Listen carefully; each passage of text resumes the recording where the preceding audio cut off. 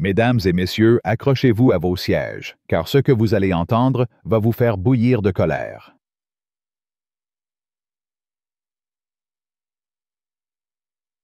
Dans un avion bondé reliant Paris à New York, une hôtesse de l'air drapée dans son arrogance explose de rage contre une fillette noire de 10 ans.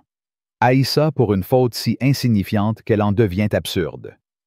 En seulement 10 minutes, cette cruauté insupportable la conduit à une chute humiliante sous les yeux de tous. Cette histoire scandaleuse révèle une injustice qui vous glacera le sang et vous fera crier « Ça suffit ». Si cette injustice vous révolte, si vous croyez que personne ne devrait être traité ainsi, surtout pas une enfant, alors montrez votre soutien. Cliquez sur « J'aime ». Partagez cette histoire pour que le monde sache et laissez un commentaire avec « Justice pour Aïssa » pour rejoindre le mouvement contre l'arrogance et la cruauté. Ensemble, faisons résonner nos voix pour la justice. L'avion, un mastodonte d'acier scintillant sous le soleil parisien, est prêt à décoller. À bord, l'air vibre d'une énergie fébrile. Les passagers, un mélange hétéroclite de voyageurs d'affaires, de familles et de rêveurs en quête d'aventure, s'installent dans leurs sièges. Les bagages cliquettent dans les compartiments. Les ceintures s'attachent. Les murmures s'entrelacent comme une toile invisible. Parmi eux, au rang 24, près d'un hublot, une fillette de 10 ans, Aïssa rayonne d'excitation. Ses grands yeux noirs pétillent, reflétant les nuages qui défilent au loin. Ses cheveux tressés avec soin dansent légèrement à chaque mouvement de sa tête. À ses côtés, Madame Diallo, sa grand-mère, une femme d'une 60aine d'années, porte une robe wax éclatante, ses épaules droites, dégageant une dignité tranquille. Ses mains marquées par le temps tiennent un vieux carnet de voyage où elle note des souvenirs pour sa petite fille. Aïssa, pour qui ce vol est une grande première, ne tient pas en place. Elle serre contre elle une peluche en forme de girafe, son compagnon fidèle qu'elle appelle Toto. « Mamie, tu crois qu'on verra des étoiles là-haut ?» demande-t-elle sa voix claire et pleine d'émerveillement. Madame Diallo sourit, ses yeux plissés par l'amour. « Peut-être, ma chérie, mais d'abord on verra les nuages comme des montagnes de coton. » Leur échange doux et intime est une bulle de tendresse dans l'agitation de la cabine. Aïssa sort un crayon de couleur de son petit sac à dos, un trésor qu'elle a choisi avec soin pour dessiner le ciel qu'elle imagine déjà. Elle griffonne sur un carnet, traçant des arcs-en-ciel et des avions miniatures, son sourire illuminant son visage. Mais cette bulle éclate brutalement. Sophie, une hôtesse de l'air d'une 40aine d'années, arpente l'allée centrale comme un général inspectant ses troupes. Son uniforme bleu marine impeccablement repassé contraste avec son regard froid presque tranchant. Ses lèvres pincées trahissent une impatience contenue, comme si chaque passager était une menace à son autorité. Ses cheveux tirés en un chignon si serré qu'il semble tendre sa peau renforcent son allure austère. Lorsqu'elle passe près du rang 24, Aïssa, penchée pour ramasser un crayon rouge qui a roulé sous son siège, effleure accidentellement l'allée. Le crayon innocent repose là à peine visible sur le tapis gris de la cabine. Et c'est là que tout bascule. « Qu'est-ce que tu fais, toi ?» aboie Sophie, sa voix aiguë, perçant le brouhaha comme une lame. Les têtes se tournent. Les conversations s'éteignent. Aïssa, surprise, se redresse, ses petites mains tremblantes serrant son crayon. « Je ramassais juste mon alterie. Système mon crayon ?» balbutie-t-elle, les yeux écarquillés de peur. Sophie s'avance, son ombre menaçante projetée sur la fillette. « Tu crois que c'est un terrain de jeu ici. Remets-toi à ta place immédiatement. » Le silence dans la cabine est assourdissant. Madame Diallo, jusque-là calme, pose une main protectrice sur l'épaule d'Aïssa. « Madame, elle n'a rien fait de mal, » dit-elle, sa voix ferme, mais teintée de choc. C'est son premier vol, elle est juste excitée. Mais Sophie, loin de s'adoucir, pointe un doigt accusateur vers Madame Diallo. « Et vous ne savez pas tenir votre enfant. Quelle éducation lamentable. » Un hoquet collectif parcourt la cabine. Les mots crachés avec un mépris cinglant frappent comme une gifle. Aïssa se recroqueville contre sa grand-mère, ses yeux brillants de larmes contenues. Madame Diallo, le visage empourpré, lutte pour garder son calme. « Vous n'avez pas le droit de parler ainsi à ma petite fille, » rétorque-t-elle, sa voix tremblante de colère. Mais Sophie ne s'arrête pas là. « Les gens comme vous n'ont rien à faire dans un avion, » lance-t-elle, sa voix dégoulinante de dédain. Une vague de murmures indignés s'élève. Les passagers figés échangent des regards choqués. Une femme Camille, une activiste sociale d'une trentaine d'années, assise au rang 22, se lève d'un bond. « Comment osez-vous » s'écrie-t-elle, ses joues rouges de colère. « C'est une enfant, vous êtes monstrueuse. » Sophie pivote son regard glacial. « Occupez-vous de vos affaires, madame », réplique-t-elle, son ton tranchant comme du verre. Mais son assurance vacille légèrement. Les regards autour d'elle sont lourds accusateurs. Julien, un jeune musicien barbu au rang 25, secoue la tête avec dégoût. « C'est pathétique », murmure-t-il à sa voisine, une femme d'affaires prénommée Élodie. Elle traite cette petite comme si elle valait moins que rien. Élodie acquiesce, ses doigts crispés sur son téléphone. « Ça ne va pas se passer comme ça », murmure-t-elle, commençant à taper un message. Dans le galet, Sophie s'éloigne les lèvres pincées, convaincue que son autorité est incontestable. Mais elle ignore qu'un homme assis en première classe a tout observé. Monsieur Laurent, un cadre supérieur de la compagnie aérienne, referme lentement son carnet de notes. Grand vêtu d'un costume gris anthracite, il dégage une aura de calme menaçant. Ses yeux sombres perçants fixent Sophie à travers la cabine. Il n'est pas homme à agir sur un coup de tête, mais l'injustice qu'il vient de voir le révolte. Ce n'est pas juste un incident.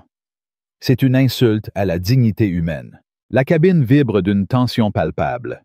Aïssa, blottie contre Madame Diallo, murmure « Mamie, j'ai fait quelque chose de mal. » Sa voix fragile brise le cœur de ceux qui l'entendent. Madame Diallo caresse ses cheveux, retenant ses larmes. « Non, ma chérie, tu es parfaite. » Mais ces mots, bien qu'empreints d'amour, ne peuvent effacer la blessure.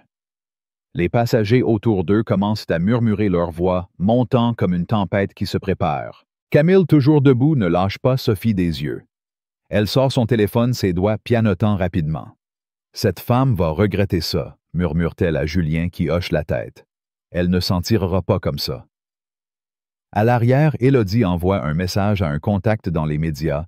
Incident scandaleux à bord d'un vol Paris-New York. Une hôtesse humilie une fillette noire. Besoin d'en parler. Dans le galet. Sophie range des plateaux avec des gestes brusques, son visage fermé. Elle sent les regards peser sur elle, mais elle refuse de céder.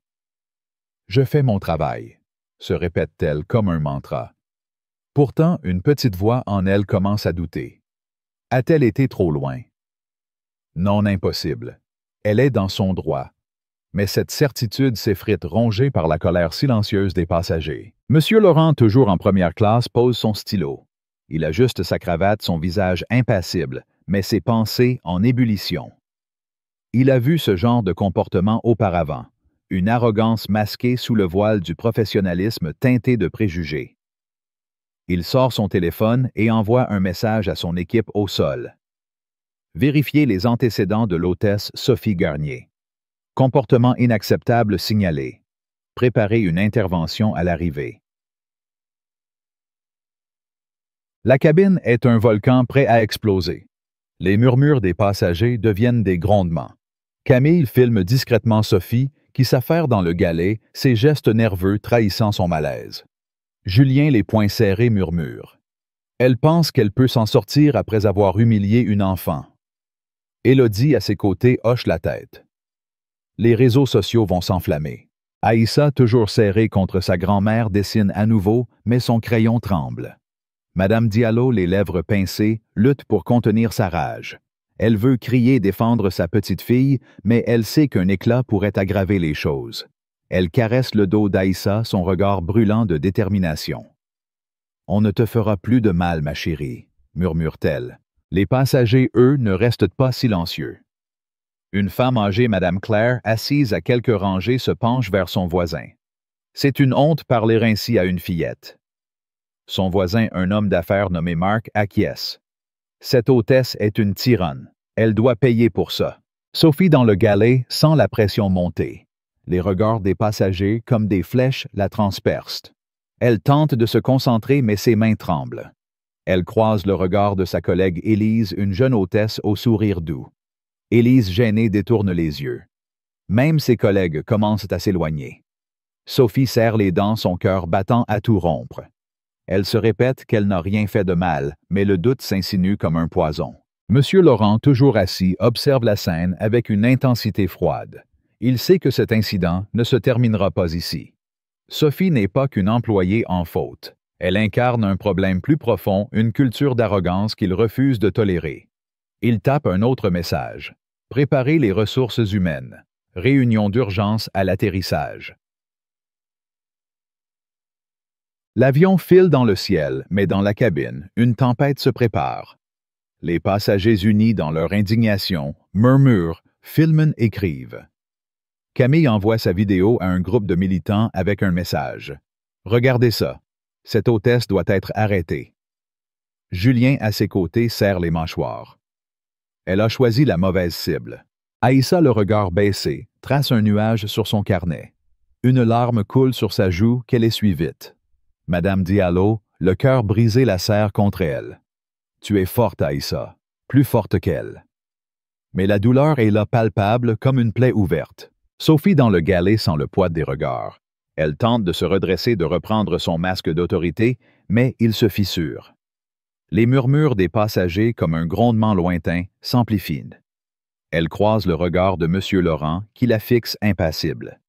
Une sueur froide glisse dans son dos. Elle ne le sait pas encore, mais son destin est en train de basculer. La cabine est une poudrière. Chaque regard, chaque chuchotement, chaque clic sur un téléphone resserre l'étau autour de Sophie. Elle pense qu'elle contrôle la situation, mais elle se trompe. Monsieur, Laurent, Camille, Julien, Élodie, Madame Claire. Tous unis par une colère juste sont prêts à faire tomber le couperet. Et ce n'est que le début. L'avion file à travers les nuages, mais dans la cabine, l'atmosphère est suffocante, saturée d'une colère qui gronde comme un orage imminent. Le scandale déclenché par Sophie, l'hôtesse arrogante, a enflammé les cœurs des passagers. Son éclat venimeux contre Aïssa, la fillette de 10 ans, et sa grand-mère, Madame Diallo, a laissé une plaie ouverte, une blessure qui refuse de se refermer. Chaque regard, chaque murmure, chaque battement de cœur dans cette cabine semble converger vers un seul but, faire payer Sophie pour son injustice. Les murmures deviennent des grondements, les chuchotements se transforment en cris étouffés, et la tension déjà palpable s'intensifie à chaque seconde. Sophie, retranchée dans le galet, croit encore pouvoir s'en tirer, mais elle ignore que la tempête qu'elle a déclenchée est sur le point de l'engloutir. Madame Diallo, au rang 24, serre la main d'Aïssa, dont les yeux brillants de larmes fixent son carnet de dessin. La petite girafe en peluche Toto repose sur ses genoux, mais son éclat a disparu. Aïssa trace des lignes hésitantes, son crayon tremblant. « Mamie, pourquoi elle m'a crié dessus ?» murmure-t-elle, sa voix si fragile qu'elle semble sur le point de se briser. Madame Diallo, le visage fermé, sent une rage sourde monter en elle. « Ce n'est pas toi, ma chérie, » répond-elle, sa voix tremblante d'émotion contenue. Certaines personnes laissent leur cœur devenir dur, mais tu es plus forte qu'elle. Ces mots empreints d'amour ne peuvent masquer la douleur qui les unit.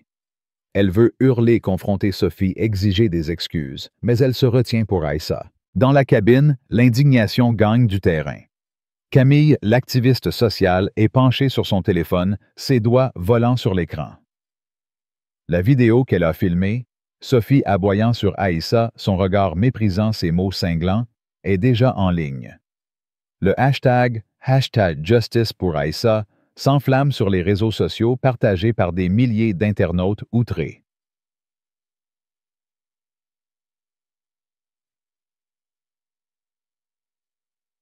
Une hôtesse humilie une fillette noire sur un vol Paris-New York. Où est la justice? Écrit-elle ces mots comme des flèches visant le cœur de l'injustice.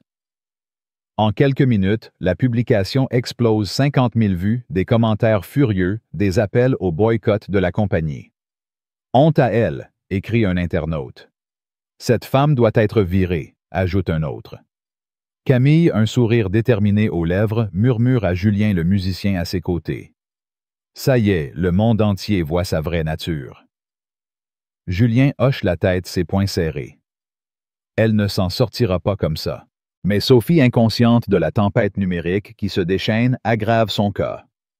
Lors du service des boissons, elle pousse son chariot dans l'allée, son visage crispé par une fausse politesse. Chaque pas semble calculé comme si elle défiait les passagers de la confronter. Lorsqu'elle atteint le rang 24, elle s'arrête net, ses yeux lançant des éclairs en direction d'Aïssa et Madame Diallo. « Vous voulez quelque chose ?» demande-t-elle, son ton sec, presque provocateur.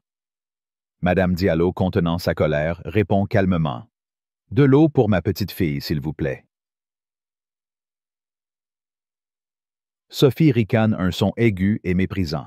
« De l'eau, bien sûr. » Avec un geste exagéré, elle attrape une bouteille, mais au moment de la poser sur la tablette, elle la laisse tomber. Délibérément, semble-t-il. L'eau éclabousse le sac d'Aïssa, trempant son carnet de dessin, sa peluche Toto et une pile de crayons de couleur. Aïssa pousse un cri de détresse, ses petites mains s'agrippant à Toto, désormais trempé. « Oh non, Toto !» sanglote-t-elle, ses larmes coulant librement. Madame Diallo, les yeux écarquillés, bondit de son siège. « Vous l'avez fait exprès », accuse-t-elle, sa voix vibrant de rage. Sophie hausse les épaules, un sourire narquois aux lèvres. « Un accident, madame. Calmez-vous. » Elle pousse son chariot plus loin comme si de rien n'était. Elle pousse son. La cabine explose. Un silence choqué cède la place à un tumulte de voix indignées. Madame Claire, la passagère âgée, se lève tremblante de colère. « C'est une honte !» crie-t-elle, sa voix perçant le chaos. « Vous avez visé cet enfant par pure méchanceté. » Sophie se retourne, son sourire s'effaçant. « Asseyez-vous, madame, ou je signalerai votre comportement perturbateur, » rétorque-t-elle, mais sa voix tremble, trahissant une fissure dans son armure. Julien, le musicien, ne peut plus se contenir. Il se lève, son regard brûlant.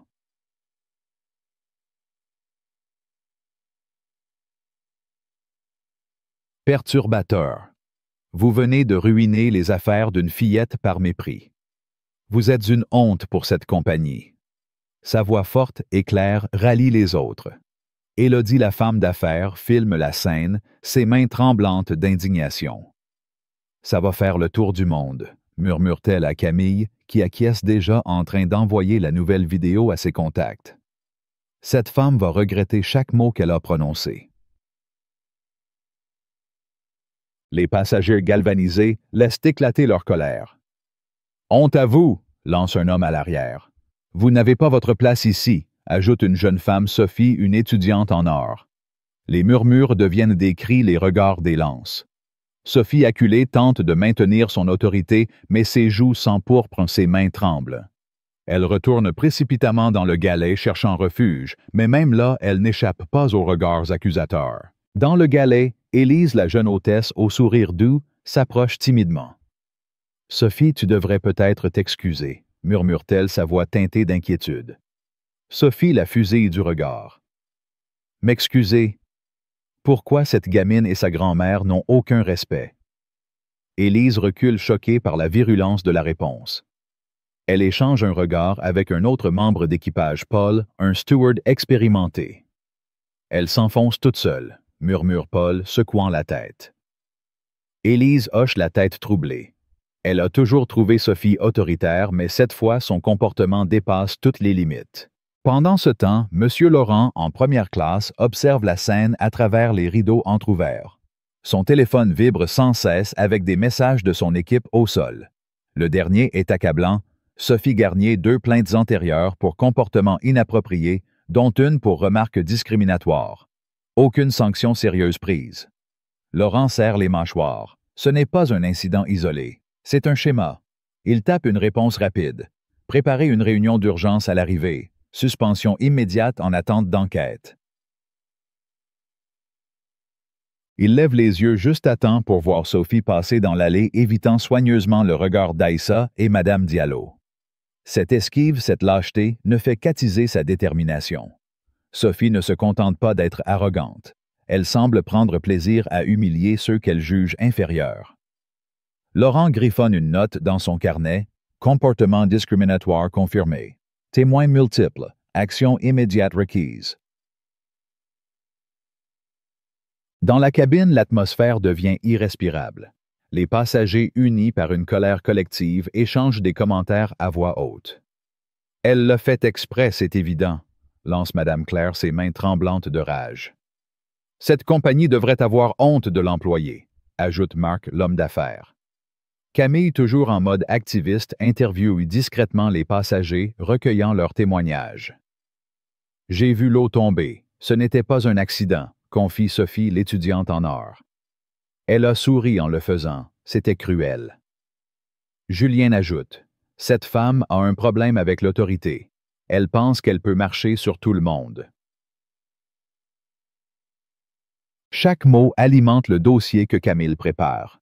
Elle imagine déjà le titre de son prochain poste. Une hôtesse transforme un vol en cauchemar pour une fillette noire. Elle envoie un message à son réseau militant. J'ai des vidéos des témoignages. Cette histoire va secouer la compagnie.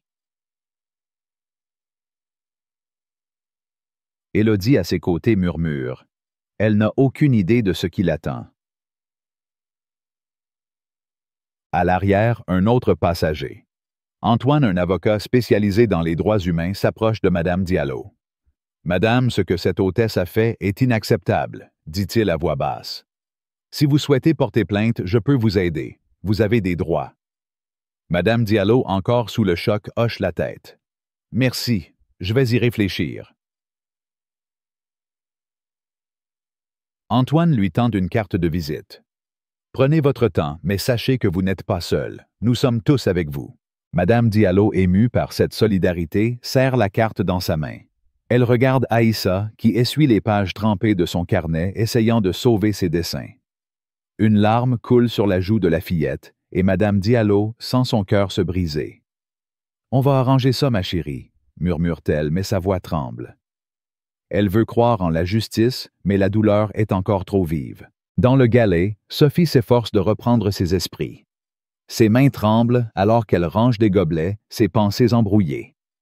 Les murmures des passagers, comme un essaim d'abeilles, la poursuivent. Elle tente de se convaincre qu'elle n'a rien fait de mal, que cette fillette et sa grand-mère méritaient sa réprimande. Mais la vérité comme une ombre commence à la rattraper. Elle croise le regard d'Élise qui détourne les yeux et celui de Paul, qui la fixe avec une froideur inhabituelle.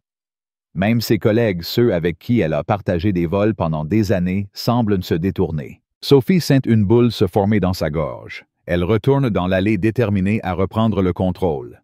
Mais chaque passager qu'elle croise la fixe avec mépris. « Vous devriez avoir honte », lance un homme à voix basse. « Traiter une enfant comme ça, c'est pathétique », ajoute une femme. Sophie sent ses joues brûler, son souffle devenir court. Elle retourne dans le galet, le cœur battant à tout rompre.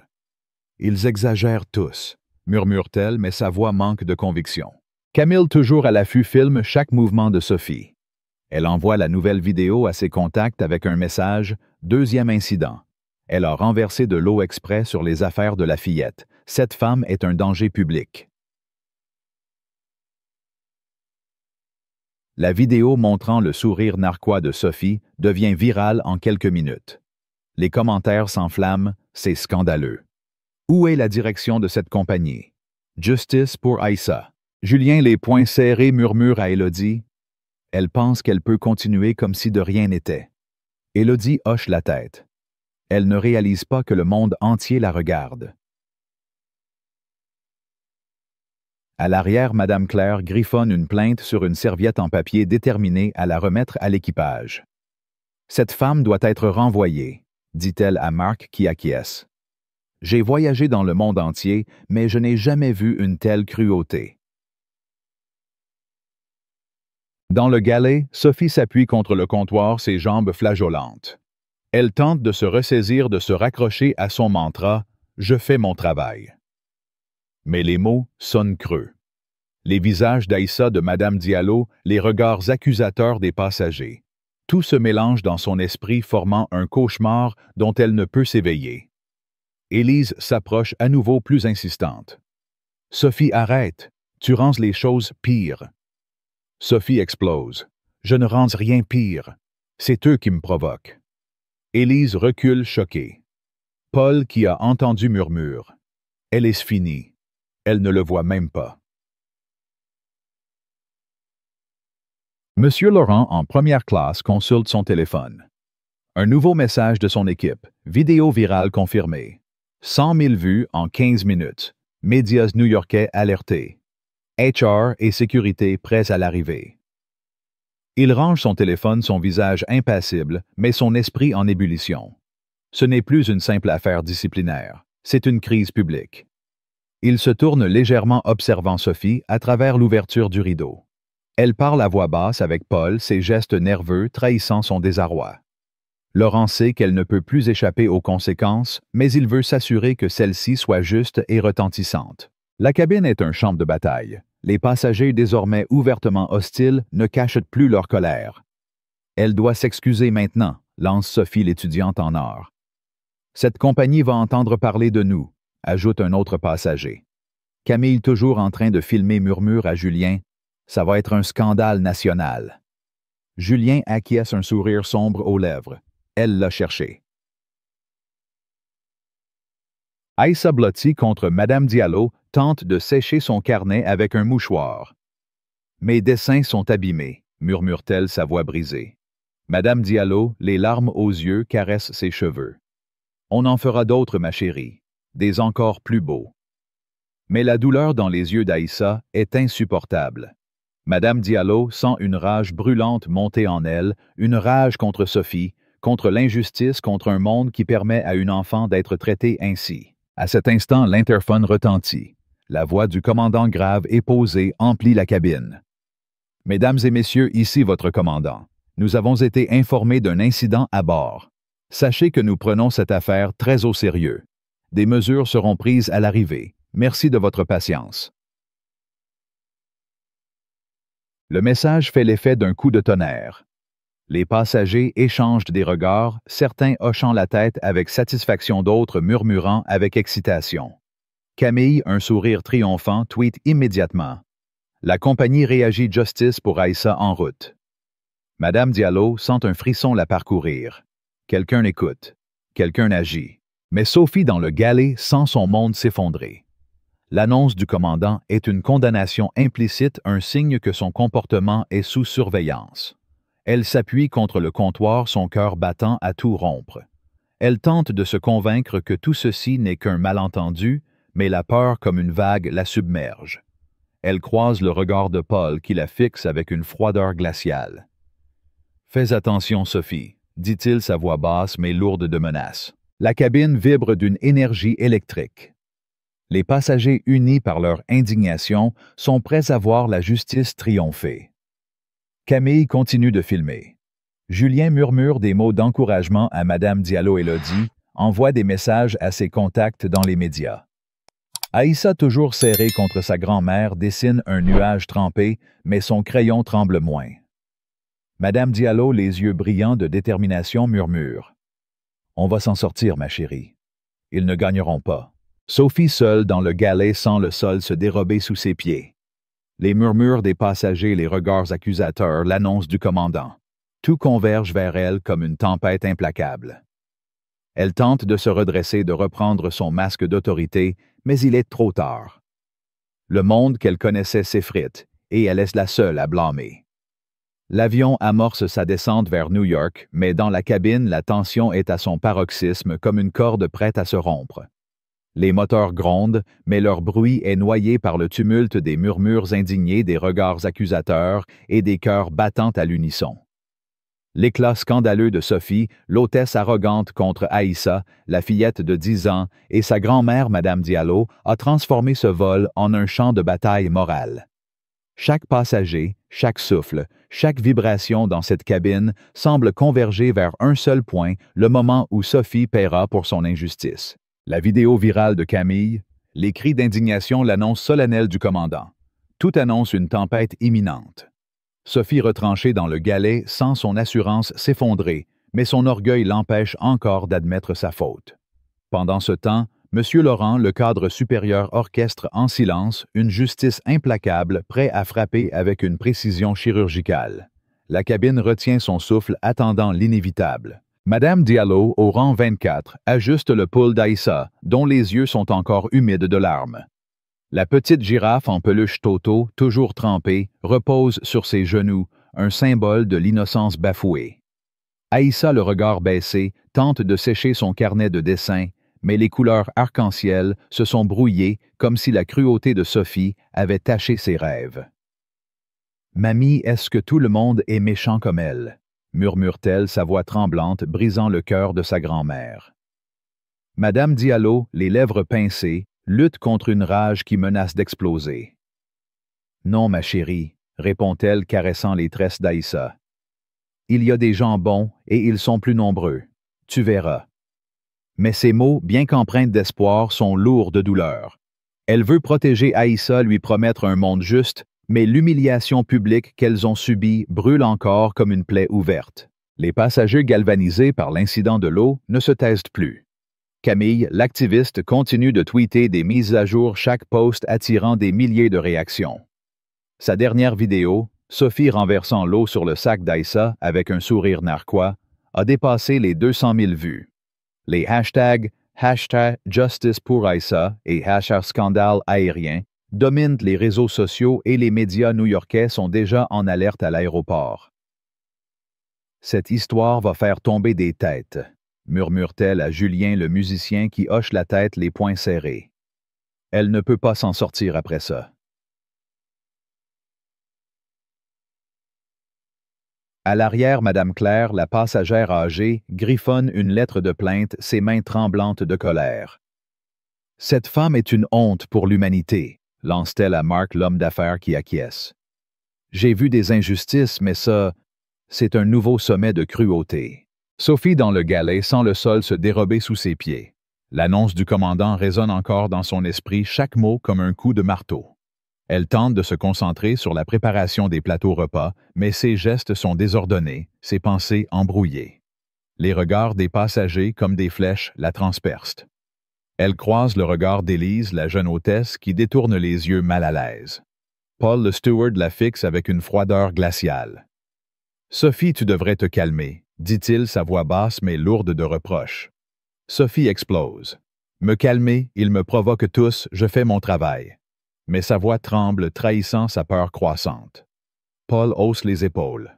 « Continue comme ça et tu verras où ça te mène. » Ces mots prononcés avec un calme inquiétant font frissonner Sophie. Elle commence à réaliser que son autorité qu'elle croyait inébranlable est en train de s'effondrer. Dans la cabine, les passagers s'agitent, leurs murmures devenant des cris à peine contenus.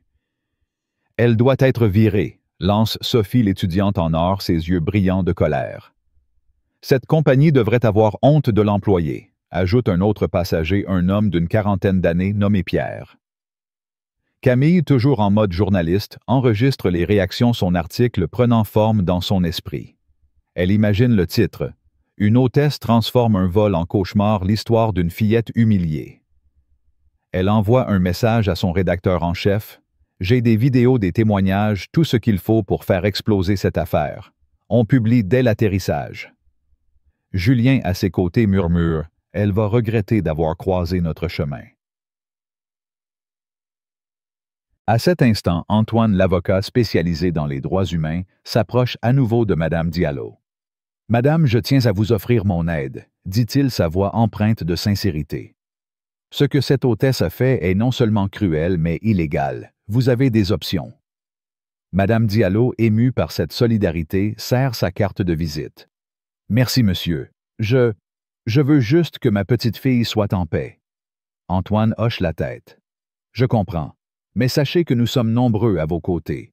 Cette injustice ne restera pas sans réponse. » Monsieur Laurent, en première classe, consulte son téléphone. Un nouveau message de son équipe, médias sur place à JFK. Hatcher et sécurité en position. Instruction. Il répond immédiatement. Procédez comme prévu. Suspension immédiate. Réunion avec la direction dans l'heure. Il range son téléphone, son visage impassible, mais son esprit en ébullition. Ce n'est pas seulement une question de discipline, c'est une crise qui menace l'image de la compagnie. Il se lève, ajuste sa cravate et s'avance vers le galet avant où le commandant Philippe discute à voix basse avec un autre membre d'équipage.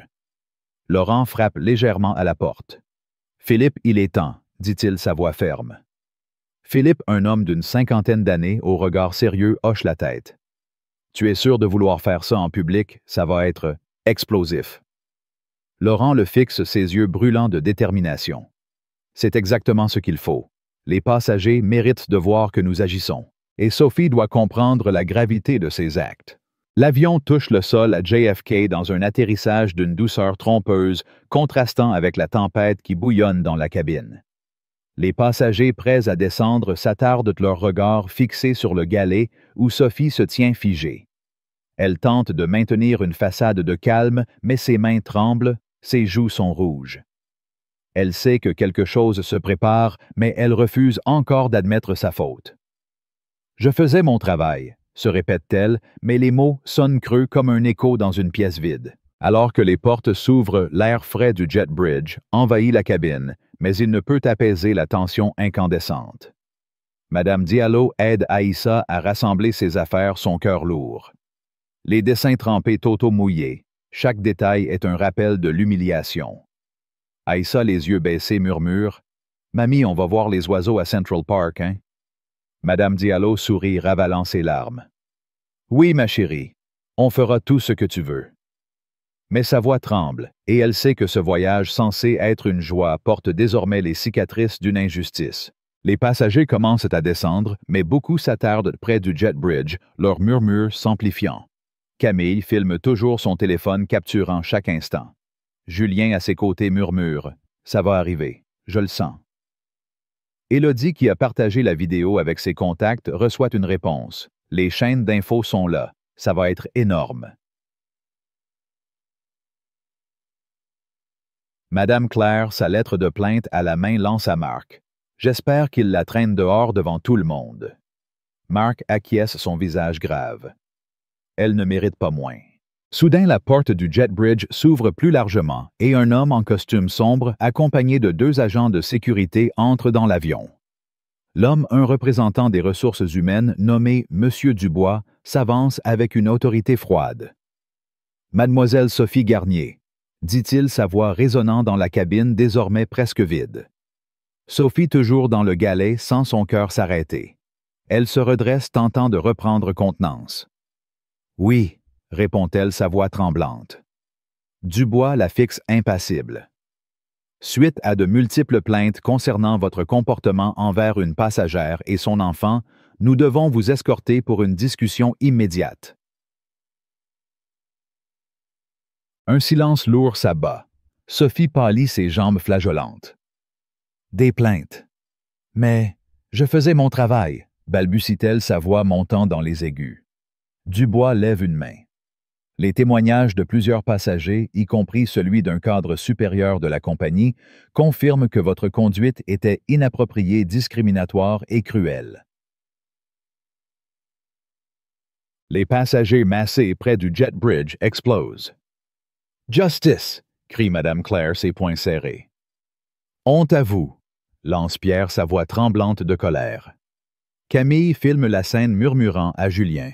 « Ça y est, elle est finie. » Julien hoche la tête, un sourire sombre aux lèvres. Elle l'a cherché. Monsieur Laurent s'avance, sa présence imposante, réduisant Sophie au silence. Mademoiselle Garnier, vos actions, humilier une fillette, insulter sa grand-mère, renverser de l'eau sur leurs affaires par méchanceté, sont inacceptables. Ce n'est pas un incident isolé.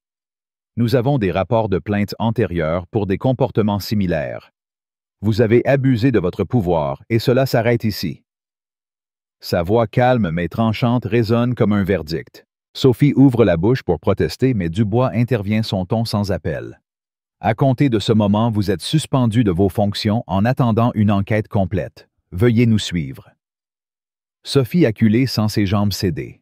Elle jette un regard désespéré autour d'elle, cherchant un allié, mais elle ne trouve que des visages fermés. Élise détourne les yeux. Paul hausse les épaules et même le commandant Philippe reste impassible.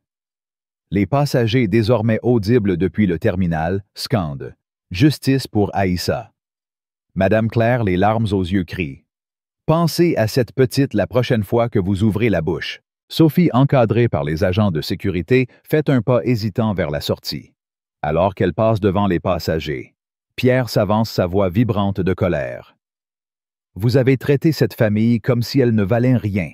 Votre arrogance est une honte.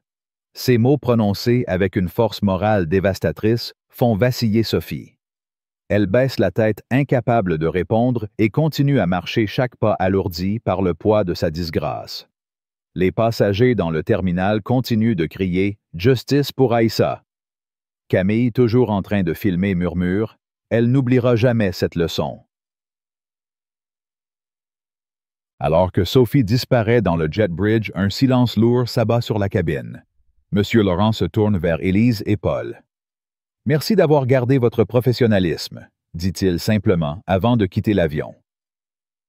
Dans le terminal, Madame Diallo et Aïssa attendent près du tapis à bagages, entourés par une foule de passagers solidaires. Sophie, l'étudiante en art, s'approche. « Vous êtes incroyablement forte, » dit-elle à Madame Diallo. « Ce qu'elle vous a fait est impardonnable, mais vous avez tenu bon. » Madame Diallo, émue, hoche la tête. « Merci. Ça compte beaucoup. » À cet instant, Élise, la jeune hôtesse, s'approche avec un sourire doux. Elle s'accroupit devant Aïssa. « Salut, petit artiste. J'ai quelque chose pour toi. » Elle lui tend un carnet de dessins neuf orné d'un motif d'étoile. « Pour que tu puisses continuer à créer des merveilles. » Aïssa, les yeux écarquillés, esquisse un sourire timide. « Merci, madame, » murmure-t-elle. Élise se tourne vers Madame Diallo. « Je suis désolée pour ce qui s'est passé. Ce n'était pas juste. » Madame Diallo, touchée, murmure. « Merci. Votre gentillesse fait du bien. » Monsieur Laurent, apparaissant dans le terminal, s'approche de Madame Diallo. « Madame Diallo, je suis Laurent, cadre supérieur de la compagnie. Ce qui s'est passé est inacceptable et je vous assure que nous prenons des mesures immédiates. » Madame Diallo le fixe sa voix ferme. « Merci, monsieur. Mais je veux que personne d'autre ne vive ça. » Laurent hoche la tête, impressionné par sa force. « Vous avez ma parole. Nous lançons une révision complète de nos pratiques. Votre expérience ne sera pas vaine. » Il s'accroupit devant Aïssa. « Et toi, continue de dessiner. Tu es une étoile. » Aïssa sourit, serrant son nouveau carnet contre elle. Dans une salle administrative de l'aéroport, Sophie est assise face à M. Dubois, les deux agents de sécurité postés près de la porte. La lumière crue de la pièce semble rétrécir autour d'elle. Dubois ouvre un dossier, son ton implacable. « Mademoiselle Garnier, les témoignages sont unanimes. Votre comportement était cruel et discriminatoire. Avec vos antécédents, cela nous oblige à agir. » Sophie, les larmes aux yeux, tente de se défendre. « Je n'ai jamais voulu faire de mal. J'essayais de maintenir l'ordre. » Dubois la fixe, impassible. « Maintenir l'ordre ne justifie pas de humilier une enfant. Vous recevrez une notification officielle, mais pour l'instant, vous êtes relevé de vos fonctions. » Sophie quitte la salle, escortée vers la sortie des employés. Dans le terminal, elle croise brièvement le regard des passagers. Leurs murmures, leurs regards accusateurs la transpercent. Elle baisse la tête, ses épaules s'affaissant. Dans sa voiture, elle s'effondre, les larmes coulant librement. Elle repense à Aïssa, à ses yeux effrayés, à la colère de Madame Diallo. Pour la première fois, elle ne peut nier la vérité, elle a laissé ses préjugés guider ses actions, et maintenant elle en paie le prix. Elle ouvre son téléphone, hésitant à écrire un courriel aux ressources humaines. Après un moment, elle tape « Je reconnais mes erreurs. Je suis prête à assumer mes responsabilités. » Elle envoie le message, mais aucune réponse ne vient. Dans le terminal, Madame Diallo et Aïssa récupèrent leurs bagages. Aïssa, tenant la main de sa grand-mère, semble retrouver un peu de son éclat. « Mamie, on peut aller voir les oiseaux ?» demande-t-elle, sa voix pleine d'espoir. Madame Diallo sourit, le cœur plus léger. « Bien sûr, ma chérie, on verra tous les oiseaux de New York. » Son téléphone vibre avec un courriel de la compagnie signé par Laurent. « Chère Madame Diallo, nos excuses les plus sincères. L'hôtesse est suspendue et nous créditons votre compte de 50 000 miles. Nous nous engageons à changer. » Madame Diallo lit le message partagé entre soulagement et colère persistante. Les miles ne peuvent effacer l'humiliation, mais l'engagement de Laurent semble sincère. Pendant ce temps, Laurent est dans une salle de réunion, face à des cadres et des représentants des ressources humaines. Ce qui s'est passé révèle une faille dans notre culture, déclare-t-il sa voix résonnant. Nous lançons des formations sur la sensibilité et les préjugés. Plus jamais cela. Les cadres hochent la tête conscients que la tempête médiatique exige des actions concrètes. Camille, de son côté, a publié son article qui fait la une des sites d'information. Les réseaux sociaux s'enflamment et Laurent prépare une déclaration publique promettant des réformes. Alors que Mme Diallo et Aïssa quittent l'aéroport, la fillette serre son nouveau carnet, un sourire timide aux lèvres. La douleur est encore là, mais l'espoir renaît. Les passagers dispersés dans le terminal portent avec eux une leçon: l'injustice ne passe pas inaperçue quand des voix s'unissent. Sophie, seule dans sa voiture, pleure, confrontée à la laideur de ses actions. Mais dans cette douleur, une lueur de rédemption apparaît. Elle sait qu'elle doit changer. La cabine, désormais vide, semble encore vibrer de l'indignation collective. Aïssa, Mme Diallo, Laurent, Camille, Julien, tous ont été transformés par ce vol. L'injustice a été dénoncée, la justice a triomphé, et un message résonne: personne. Pas même une hôtesse arrogante ne peut humilier une enfant sans en payer le prix. Cette histoire bouleversante, marquée par l'injustice criante de Sophie envers Aïssa et Mme Diallo, touche au cœur des valeurs fondamentales de la culture française: la justice, la dignité et la solidarité. En tant que Français, nous chérissons l'idée que chaque individu, qu'il soit enfant ou adulte, mérite respect et considération, peu importe son origine, sa couleur de peau ou sa situation. L'éclat scandaleux de Sophie, son mépris venimeux envers une fillette innocente, nous révolte profondément.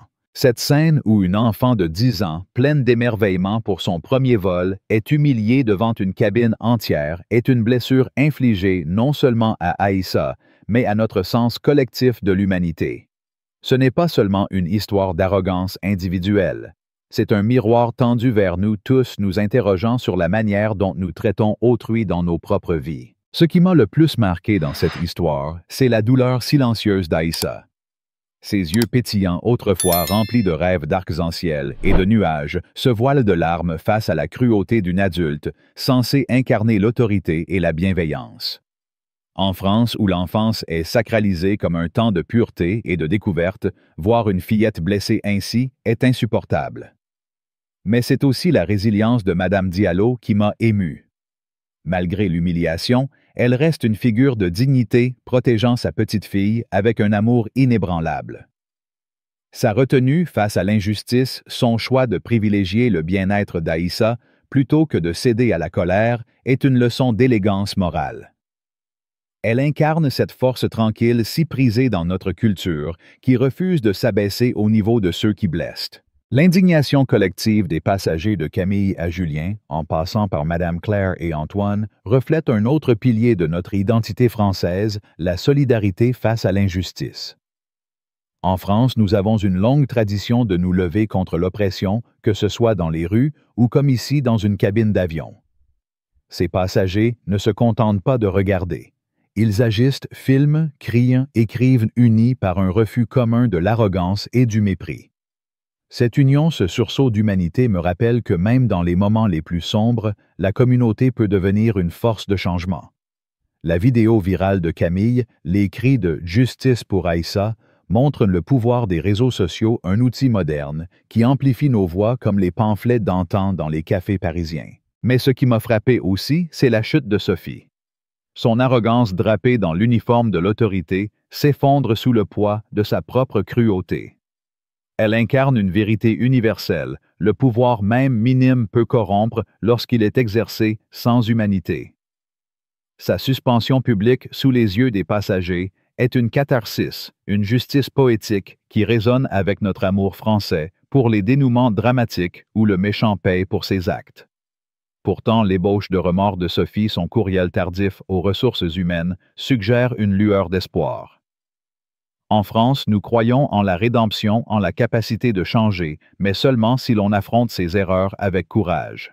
Les leçons à tirer pour la vie quotidienne. Cette histoire nous enseigne plusieurs leçons essentielles applicables à chacun d'entre nous, que nous soyons dans un avion au travail ou dans nos interactions quotidiennes. Tout d'abord, l'empathie doit guider nos actions. Sophie a jugé Aïssa et Madame Diallo sans les connaître, laissant ses préjugés prendre le dessus. Dans nos vies, nous devons prendre le temps d'écouter, de comprendre l'autre, surtout lorsqu'il est différent de nous. Que ce soit avec un collègue, un voisin ou un inconnu dans le métro, chaque interaction est une chance de bâtir des ponts plutôt que des murs. Ensuite, nous devons avoir le courage de nous lever contre l'injustice, comme l'ont fait Camille Julien et les autres passagers. En France, dire « non » à l'oppression est un acte de citoyenneté. Si nous voyons quelqu'un être maltraité, que ce soit dans un café, une école ou un bureau, notre silence nous rend complices. Une parole, un geste, un regard de soutien peut changer la donne. Comme Antoine l'avocat, offrons notre aide à ceux qui souffrent, même si c'est simplement une écoute attentive. Enfin, nous devons apprendre de nos erreurs comme Sophie commence à le faire. Personne n'est parfait, mais reconnaître ses torts, s'excuser sincèrement et s'efforcer de changer est une marque de grandeur. Dans notre culture où l'introspection et la quête de mieux-être sont valorisées, nous devons nous demander « Qui ai-je blessé sans m'en rendre compte ?» et chercher à réparer. Cette histoire, avec sa douleur, sa colère et son triomphe final, nous rappelle que la justice n'est pas un luxe, mais une nécessité. Elle nous pousse à réfléchir à nos propres comportements, à nos responsabilités envers les autres et à notre rôle dans la construction d'un monde plus humain. Si cette histoire vous a touché, si l'injustice vous révolte autant qu'elle m'a révolté, alors agissez. Cliquez sur « J'aime » pour montrer votre soutien. Partagez cette vidéo pour inspirer d'autres à se lever contre l'arrogance et la cruauté. Et abonnez-vous pour ne rater aucune leçon de vie. Laissez un commentaire avec « Justice pour Aïssa » pour rejoindre le mouvement et faire entendre votre voix. Ensemble, comme les passagers de ce vol, faisons résonner notre indignation et bâtissons un monde où chaque enfant comme Aïssa peut rêver sans crainte d'être brisé. À vous d'agir.